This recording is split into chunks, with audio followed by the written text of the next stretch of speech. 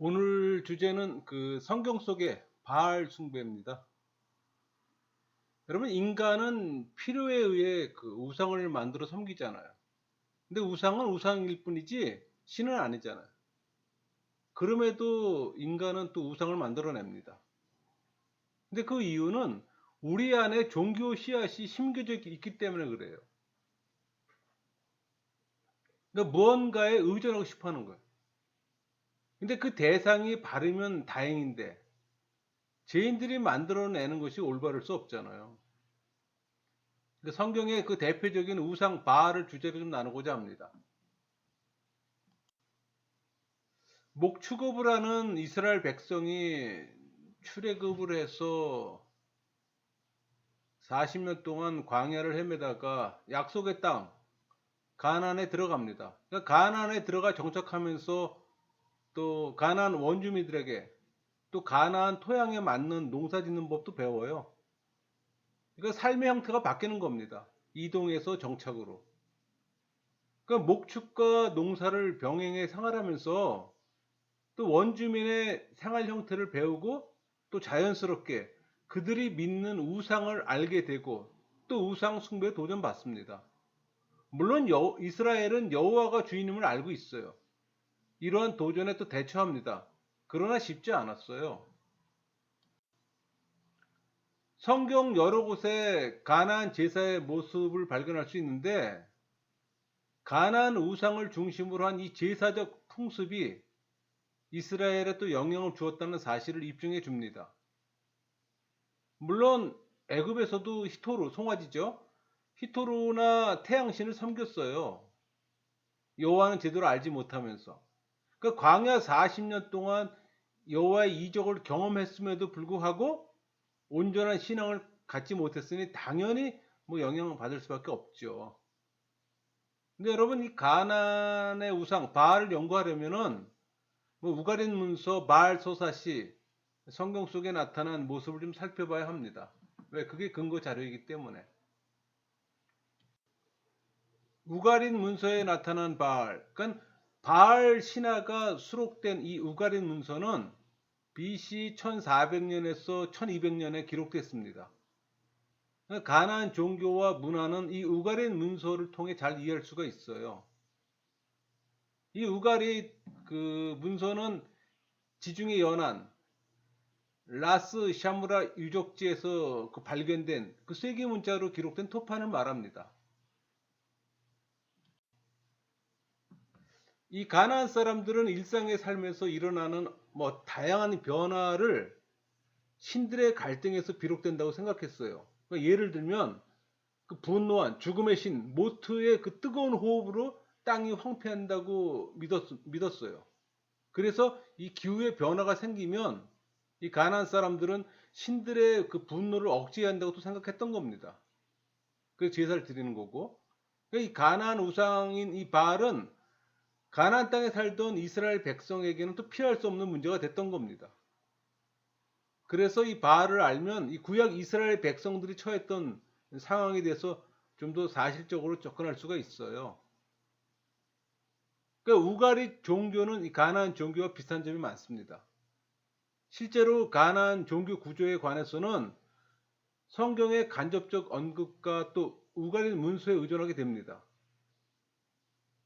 이 가나안 종교는 자연적인 다신교예요. 그러니까 신들의 어떤 특성과 개성이 유동적이며 그들의 이름이 일반 보통 명사입니다. 또 인간 제사나 성창 제도 등 어떤 뭐 잔인성, 뭐 야만성, 음란성까지 띠고 있어요.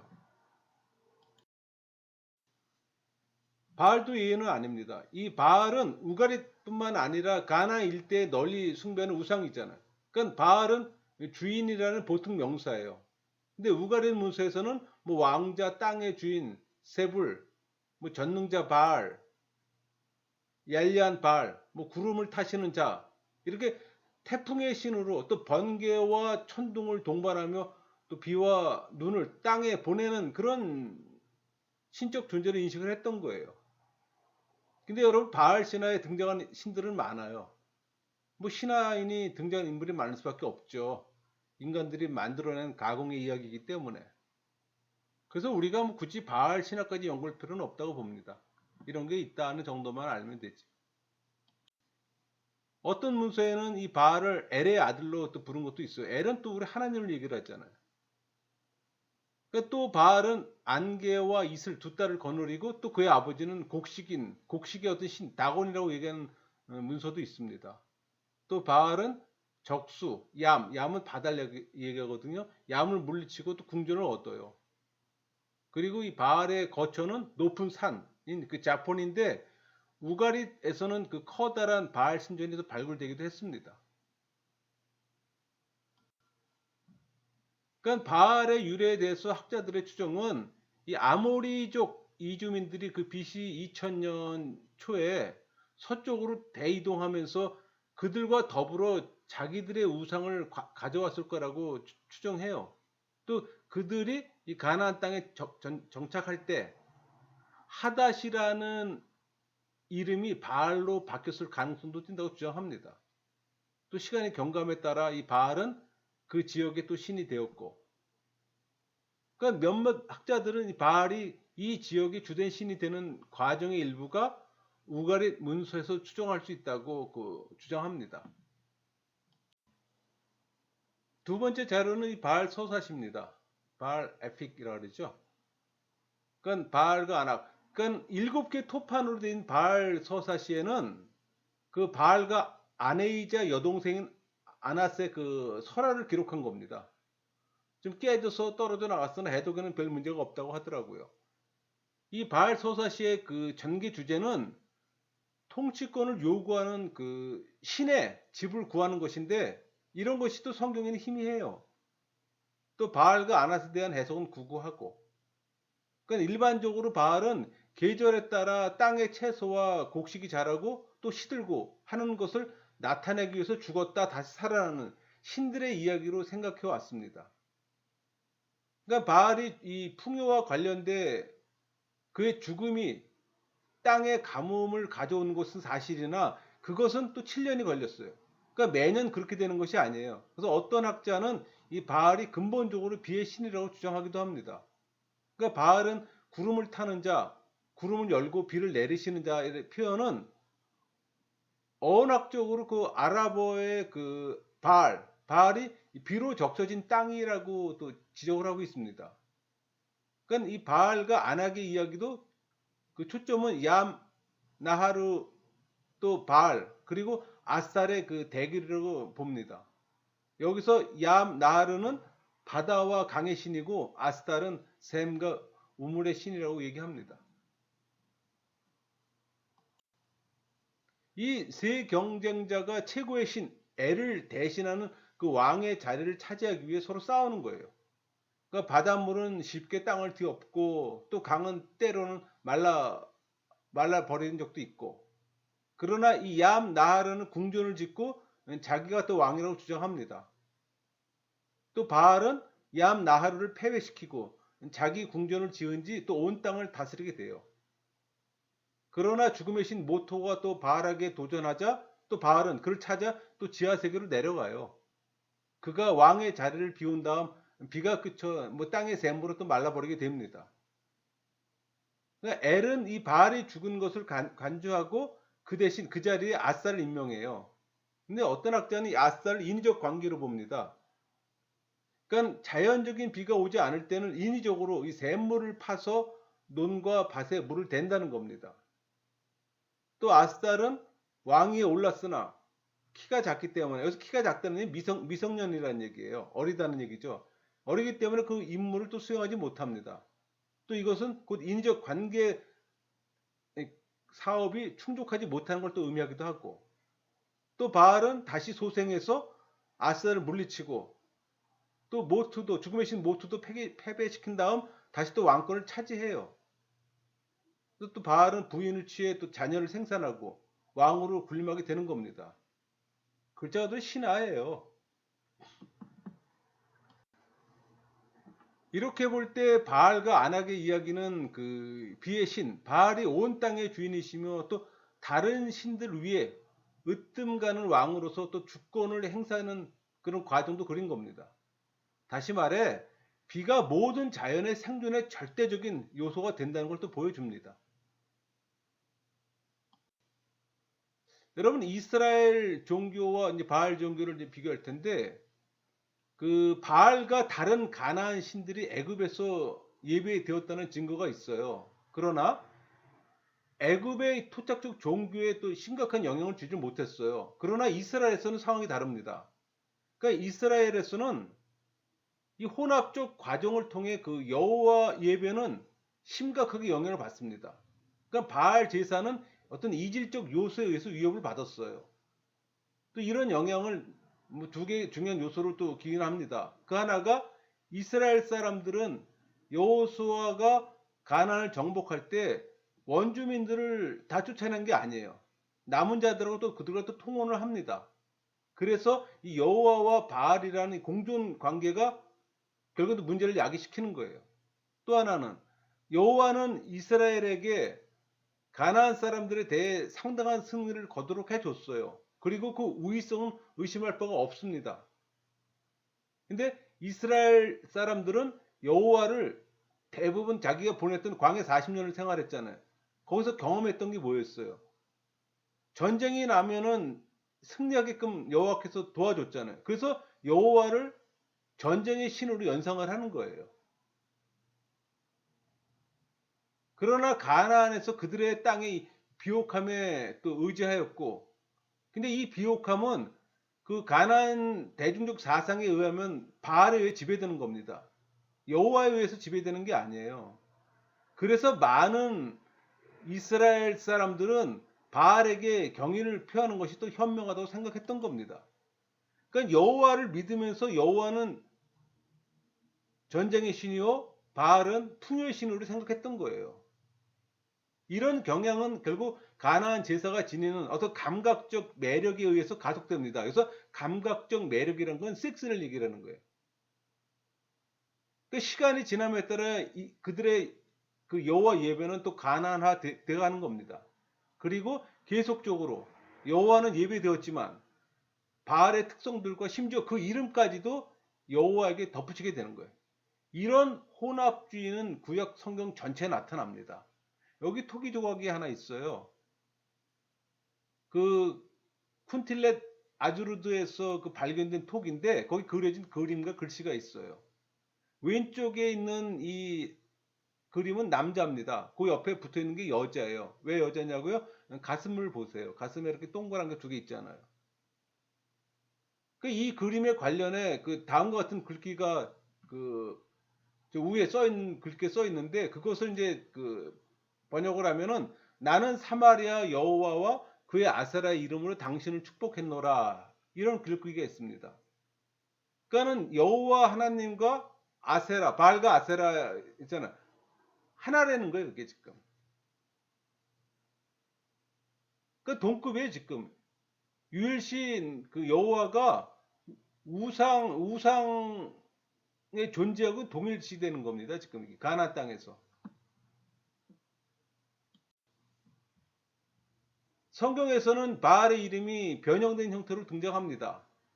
성경에서는 땅의 주님을 세불이라고 하는데 의도적으로 바알 세붓, 그러니까 다른 말로 하면 파리들의 신이에요. 그렇게 만들어진 거예요. 그게 우리 그 열왕기하 1장 2절에 나오잖아요. 에그론의 신 바알 세붓, 에그론의 신 파리, 파리의 파리,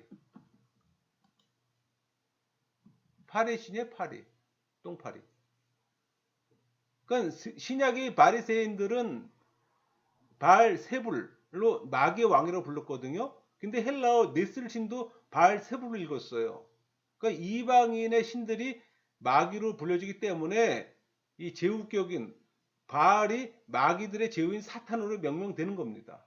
그러니까 얄리안 바알은 가끔 죽음의 신 모토와 대결하는 그 다산신으로 바알을 그 표시하는 서사시에 나옵니다. 그러니까 모토는 죽음의 신이잖아요. 그러니까 바알의 머리가 7개예요. 그러니까 로탄이라는 괴물을 만납니다. 우리 구약에 그 리오 와단이 나오잖아요. 그 로탄의 변형이에요. 그러니까 구약에서 리오 야단은 악의 상징이잖아요. 또 여호와에서 추방되고 이 밖에도 그 아낙의 아들 삼갈 예레미야 집에 있었던 아나돛도 이 바알의 영향이 구약에 들어온 증거입니다. 여러분, 바알세불은 사단의 왕이고 바알세붓은 팔의 왕입니다. 그런 구별은 좀 할 수 있어야 돼요. 세불, 세붓. 이 가나안 땅에서 바알은 엘신, 하나님이잖아. 엘이 하나님이잖아. 엘신의 아들로 비와 풍년을 가져다 주는 신으로 간주했습니다. 그러니까 우리가 말하는 여호와 엘이 아니에요. 빌려온 엘입니다. 또 바알은 죽음의 신, 모세에 의해서 죽음을 당하는데 또 신이 죽어요. 또 그 7년 후에 7년이라는 시간이 지난 다음에 그의 누이자 아내인 전쟁의 신 아나시, 그의 시체를 찾아 또 그를 다시 살립니다. 죽은 자를 또 살려요. 그러니까 여기서 아스타롯 나오죠. 아스타롯은 에레미야서에서 하늘의 여왕으로 언급되는 여신이에요. 에레미야 44장 19절에 나오는 여인들은 이르되 우리가 하늘의 여왕에게 분양하고 이런 표현이 있잖아요. 이 여신은 가나안 사람들에 의해서 미와 유연성을 지닌 섹스의 여신으로 간주합니다. 그러니까 당시 그 바알 신과 이 아스타롯 신은 가나안 사람들에 의해서 함께 모셔졌어요. 또 이스라엘 사람들에 의해서도 그런 경우가 많습니다. 그러므로 이러한 우상들에 대한 이 숭배 의식에는 왜 그 두 우상의 성격에서 살펴볼 수 있듯이 필연적으로 성적 음란이 뒤따르게 되어 있습니다. 여러분, 성경 속에 나타난 모든 우상 제사는 그 제사를 드리는 자 모두의 섹스 행위가 수반됩니다. 그래서 여호와 하나님께서 여호수아에게 가나안 땅에 들어갈 때 기존의 모든 족속들을 멸하라 그랬다고요. 왜? 40년 동안 광야 생활하던 자들이 우상 숭배, 우상 제사의 그런 모습을 보거나 그걸 경험하게 되면은 그냥 하고 바뀌어 버려요. 왜? 모든 우상 제사는 섹스가 수반되기 때문에. 그래서 하나님 입장에서 볼 때는 쉽게 이스라엘 백성들이 동화되기 쉽다는 걸 판단했던 거예요. 그래서 멸하라고 했던 겁니다. 하나님이 잔인해서 그런 게 아니라 당신의 백성을 지키기 위해서. 이 바알 서사시를 통해 나타난 이 바알과 성경을 비교하면 성경에는 그 태양의 신 바알의 이미지가 그 이스라엘의 신 여호와에 오버랩되는 부분이 있어요. 그게 시편 104편 3절 4절입니다. 물에 자기 누각의 들보를 얻으시며 구름으로 자기 수레를 삼으시고 바람 날개로 다니사 바람을 자기 사신으로 삼으시고 불꽃으로 자기 사역제를 삼으시며 또 이 바알의 얌이 바다거든요. 얌을 정복한 것처럼 여호와 하나님도 바다를 이기셨잖아요. 욥기 26장 12절 그는 능력으로 바다를 잔잔하게 하시며 지혜로 라합을 깨뜨리시며. 그러니까 구약 성경 여러 곳에서 이 바알 종교의 영향을 받은 흔적을 발견할 수가 있습니다. 좀 더 구체적으로 볼까요? 여러분, 이 바알은 승리를 거둔 뒤에 궁전을 짓는데 이것은 그 왕권을 행사하는 어떤 궁전인 동시에 신을 모신 신전입니다. 우리 그 열왕기 상의 그 솔로몬이 지은 이스라엘 성전, 그 성전 역시 가나안 문화를 반영한 겁니다. 물론 이 실내는 성막의 이미지를 그대로 갖고 왔어요. 그거는 뭐 그 모세 오경에서 받은 성막하고 별 차이가 없습니다. 그래서 문제는 물두멍인 바다와 그 성전 기둥, 두 기둥 있죠. 보아스 야긴. 이런 외부 성물들은 두로의 영향을 받은 거예요. 페니키아 영향을 받았다는 거예요. 페니키아가 두로와 시돈이 있잖아요. 그러니까 바다에 우리 그 물두멍 이 바다가 그 밑에 받치고 있는 게 소 12마리입니다. 그러니까 고대 중동은 소를 우상화했어요. 그러니까 솔로몬의 새 성전은 당시 가나안과 수리아 지방에서 유행하던 그 양식을 본떠서 두로 출신 건축가들이 지었던 겁니다. 그러니까 성전의 구조는 이 페니키아 양식을 따랐어요. 그 상징들 가운데 다수가 이교적 배경을 반영한 것은 어쩔 수가 없습니다. 그럴 수밖에 없잖아요.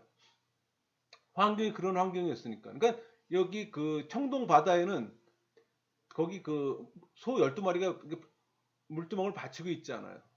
그러니까 가나안의 신화적 요소와 풍요 사상이 깊게 박혔다고 있는 걸 우리는 알 수가 있어요. 그 당시 이 풍요. 그들에겐 풍요가 가장 중요했던 부분이에요. 그게 먹고 사는 문제였잖아요. 그러니까 이 청동 바다는 지하에 있는 그 생명의 원천인 신선한 물의 바다를 상징화한 겁니다. 또 번제 제단은 원래 신들의 산을 그 암시했던 것에서 높게 진 겁니다. 이와 같이 이 성전은 이 가나안의 문화가 이스라엘 생활과 또 신앙에까지 침투한 사실을 나타내고 있어요. 사실 뭐 성전 건축은 솔로몬의 다른 토목 공사에 비하면 소규모죠. 근데 여러분 이런 것 때문에 우리가 그 바알과 바알 종교의 올바른 이해는 구약 성경의 고대 근동 배경을 이해하는 데 좀 많은 도움을 주기도 합니다. 특히 이 솔로몬 성전의 목재는 어디서 갖고 온 거예요? 두로와 시돈에서 보내준 백향목이잖아요. 이스라엘은 그런 나무가 없어요. 또 성전 관련 인적 지원도 또 두로와 시돈에서 해줬잖아요. 그러니까 솔로몬이 지은 성전이 두로의 그 아인다라에서 그 발견된 신전과 유사해요. 그러니까 페니키아의 두로와 시돈의 그 영향을 받았음을 그대로 또 알 수가 있습니다. 이 아인다라는 최근의 사진입니다. 정리할게요. 지금까지 우리가 우가리스에 나타난 바알 신의 모습과 유래, 또 바알 서사시 바알과 아낙, 또 이스라엘 종교와 바알 종교의 관계성, 또 성경에 나타난 바알에 대해서 짧게 살펴봤습니다. 성경의 역사적, 종교적 배경을 보다 정확하고 올바르게 이해하기 위해서는 이 성경의 세계, 즉 이 비옥한 초생탈 지역과 그 인접한 국가, 이른바 우리 고대 근동 종교와 역사를 이해해야만 합니다. 이런 의미에서 이 가나안의 우상, 이 바알은 이스라엘 종교 그리고 이스라엘 역사에 적지 않은 영향을 줬어요. 또 이러한 증거는 비록 미약하지만 성경 여러 곳에서 발견할 수가 있습니다. 그러므로 바알뿐만 아니라 고대 근동의 어떤 여러 우상들과 그들의 특성을 이해하고 또 그 이해를 성경에 적용시켜야 합니다. 또 최근 들어서 이 구약 성경을 이해하기 위해서 여러 가지 인류와 고고학 접근이 시도되고 있어요. 근데 이를 부정적 의미로 해석하면 성경의 권위를 격화시킨다고 하겠지만 긍정적 의미로 해석한다면 성경이 그 쓰여졌던 시대적 배경을 이해함으로 또 성경을 더 깊이 이해할 수 있고 그럼 또 정확하고 바른 해석이 가능해요. 성경은 해석이 필요한 책이잖아요. 성경의 해석 없이 읽을 수 있는 사람이 한 명이라도 있나요? 없잖아요. 누가 해석하냐에 따라 결과는 달라집니다. 진리가 달라진다는 얘기예요. 그러므로 이 고대 근동 지방의 우상들을 연구를 통해 또 구약 성경에 접근하는 방법 역시 또 양면성은 띠지만 또 긍정적인 측면에서 고찰한다면 보다 더 정확하게 깊은 성경의 이해함을 또 가져다 줄 겁니다. 강의를 마치겠습니다.